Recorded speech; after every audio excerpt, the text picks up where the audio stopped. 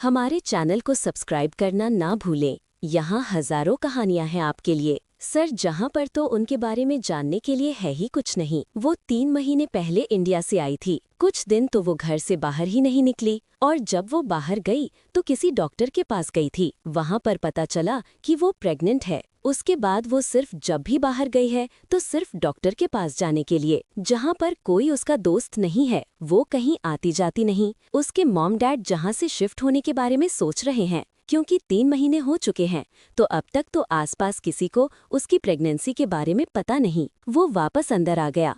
पूरी फैमिली एक साथ बैठी पीहू के साथ खेल रही थी। उसने सभी की तरफ देखा। मुझे आपको कुछ बताना है, बहुत इम्पोर्टेंट है, वेदांत ने कहा। सभी उसके चेहरे की तरफ देखने लगे। उसके डैड को लगा शायद वो बिजनेस की बात करेगा। मैंने आप सब लोगों से एक बहुत बड़ी बात छुपा कर रखी है, मैं आपको बताना चाहता हूँ। सभी उसकी तरफ हैरानी से देखने लगे। कहीं तुमने किसी से शादी तो नहीं की? उसकी दादी ने कहा। कौन है वो लड़की जिससे तुमने शादी की है? हाँ, मैंने किसी से शादी की है, वेदांत ने कहा। वैसे उसे अपनी दादी पर काफी हैरानी हुई कि उसके कहने से पहले ही उसे समझने लगी। तुम खुलकर बताओ क्या कहना है, क्या कह रहे हो? उसके डैड कहने लगे। वेदांत की शादी वाली बात किसी को नहीं जमी थी। अरे वेदांत बताओ तो सही, इतना सस्पेंस क्यों क्रिएट कर रहे हो? राजन ने कहा। एक्चुअली में मैंने और अंबर ने शादी कर ली थी बिना किसी को बताए। ये उसके इस घर में आने से पहले की बात है। हम लोगों ने सोचा कि धीरे धीरे घर पर बता देंगे। फिर हम दोनों के बीच लड़ाई हो गई और वो लड़ाई इस घर में आने से पहले हुई थी।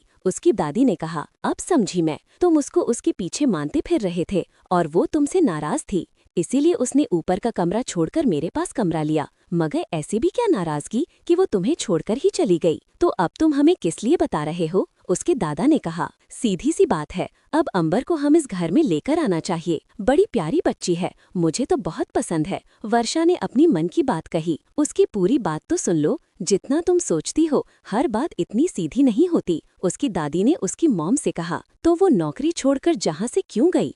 3 महीने हो चुके हैं उसे गए हुए, अब तुम्हें बताने की जरूरत क्यों हुई? वो मुझसे अभी भी नाराज है और सबसे बड़ी बात, वो प्रेग्नेंट है, मेरे बच्चे की माँ बनने वाली है। वेदांत ने कहा। क्या कह रहे हो तुम? उसका फोन आया था क्या? राजन ने कहा। नहीं, उसने किसी को ये भी नहीं बताया कि बच्चा मेरा है। आज अनीता आंटी आई थी, वो उसके बॉयफ्रेंड के बारे में बात कर रही थी। अनीता आंटी उस लड़के को ढूंढ रही है जिसका वो बच्चा है। उसने गुस्से में अपने घर पर भी मेरे बारे में नहीं बताया। उन्हें नहीं पता कि हम दोनों ने शादी की थी। वो अभी भी मुझसे बहुत ज्यादा नाराज है। वो इस हालत में भी किसी को नहीं बताने को तैयार नहीं कि वो मेरे बच्चे की माँ है। अब हमारी शादी हुई है, शादी तो नहीं टूट सकती ना? शादी की बात तो तुम्हारी सही है, मगर वो तुम पर इतना गुस्सा है, इसका कारण बता सकते हो? उसके डैड ने कहा। असल में उसने मुझसे कहा था कि मैं अपनी सभी गर्लफ्रेंड से दूर रहूं। उसने मुझे किसी के साथ देख लिया, वेदांत ने कहा। इसीलिए वो मुझसे बहुत नाराज है। सही किया उसने, बिल्कुल ऐसी हरकतें छोड़ देनी चाहिए तुम्हें। शादी करने से पहले सोचना चाहिए था।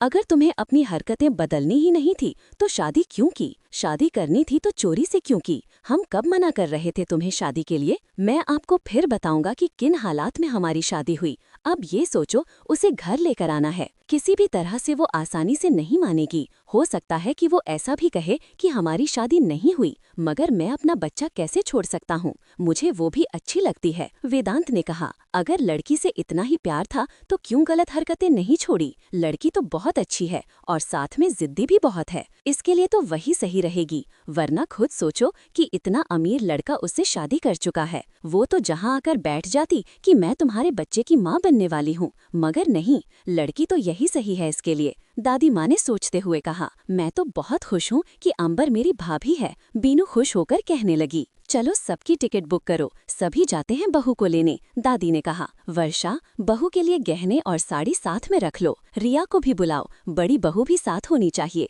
दादी माँ ने राजन से कहा। मैं अभी राहुल से कहता हूँ, वेदांत ने कहा। सभी की शाम की टिकट बुक हो चुकी थी अंबर के पास जाने के लिए। वो सभी लोग तो तैयार थे जाने के लिए, मगर क्या अंबर मानेंगे इतनी आसानी से? क्या होगा आगे? हमारे चैनल को सब्सक्राइब करना न भूलें।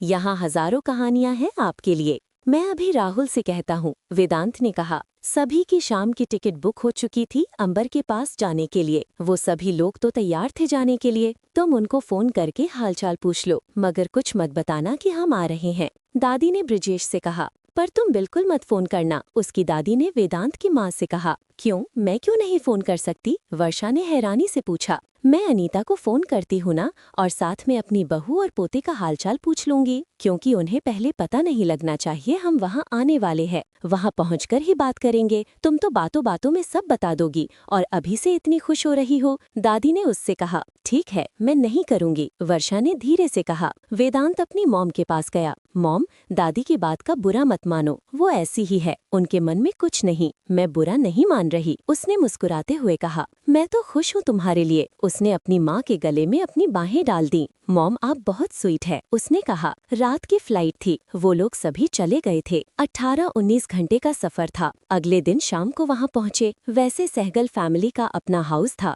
और साथ में वहाँ का बिजनेस के लिए ऑफिस भी था। उन्होंने अपना लगेज घर भेज दिया। पूरी फैमिली अंबर के घर चले गए। अरुण कैनेडियन सिटीजन था, जो ब्रिजेश के साथ काम करने के लिए इंडिया चला गया था, और वहीं पर उसकी अनीता से शादी हुई थी। वो लोग जहाँ पर अपनी किसी कागजी कार्रवाई के लिए रुके हुए थे, क्योंकि वो जहाँ पर कम रहते थे तो उनकी सिटीजनशिप में कोई प्रॉब्लम आ रही थी। उनका भी जहाँ अपना घर था। अनीता शाम की रात के खाने की तैयारी कर रही थी। अरुण टीवी देख रहा था। अंबर अपने कमरे में थी। तभी दरवाजे पर बेल बजी। अरुण ने बेल बजने पर कोई ध्यान नहीं दिया। जब दूसरी बार बेल हुई तो अनीता को किचन से आना पड़ा। न्यूज़ सुनते हुए आपको बेल भी सुनाई नहीं देती, टीवी के तो जैसे अंदर ही चले जाओगे। वो अरुण से झगड़ती दरवाजा खोलने लगी। जैसे ही उसने दरवाजा खोला, वो हैरान हुई, क्योंकि लक्ष्मी देवी अपनी फैमिली के साथ खड़ी थी। हम सभी को ऐसे क्यों देख रही हो? अब अंदर आने को नहीं कहोगी, यहीं पर देखती रहोगी क्या? लक्ष्मी देवी ने कहा। वो साइड हो गई। पूरी फैमिली अंदर चली गई। बीनू और रिया के हाथ में कुछ पैकेट थे,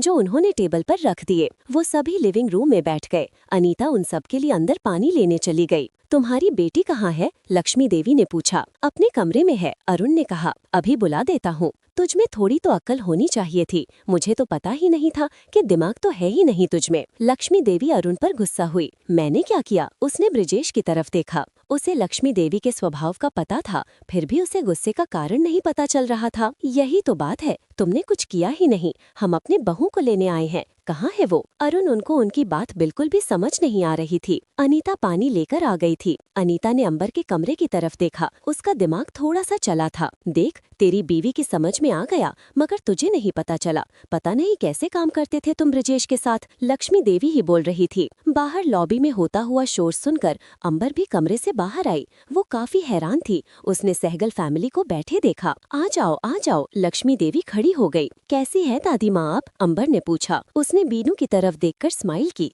मगर वेदांत की तरफ एक नजर तक नहीं की। वो सभी से मिलने लगी। ये तो ऐसा था, तुझमें तो अक्ल होनी चाहिए थी, उसने अंबर से कहा। अपना हक नहीं छोड़ा जाता, शादी होना बहुत बड़ी बात होती है। थोड़ा थोड़ा अंदाजा अंबर को हुआ। नहीं नहीं, ऐसा नहीं हो सकता, वो खुद क्यों मानेगा? फिर अंबर ने सोचा, हो सकता है कोई और बात हो। वो अनीता के साथ बैठ गई। आप किस बहू की बात कर रहे हैं? अरुण ने कहा। अब अंबर ने तुम लोगों को कुछ बताया तो होगा नहीं, इन दोनों ने चोरी से शादी की और फिर झगड़ा हो गया। गर्लफ्रेंड बॉयफ्रेंड बनने में और शादी करने में बहुत फर्क होता है, मगर इन लोगों में अक्ल कहाँ है? मैं अपनी बहू पोते को लेने आई हूँ, मैंने इसके साथ कोई शादी नहीं की। अंबर अपनी जगह से खड़ी हो गई और उसने वेदांत की तरफ देखा। अब इतना क्या गुस्सा? मान जाओ तुम। देखो, जैसा तुम कहोगी मैं वैसा करूँगा, तुम्हारी हर बात मानूंगा। अब अपने घर चलो। वेदांत अंबर के आगे जाकर घुटनों पर बैठ गया। क्या कह रहे हो तुम? कौन सी शादी? ये क्या कह रहे हो तुम? अंबर को समझ नहीं आ रहा था कि वो किसी शादी की बात कर रहा था। अच्छा,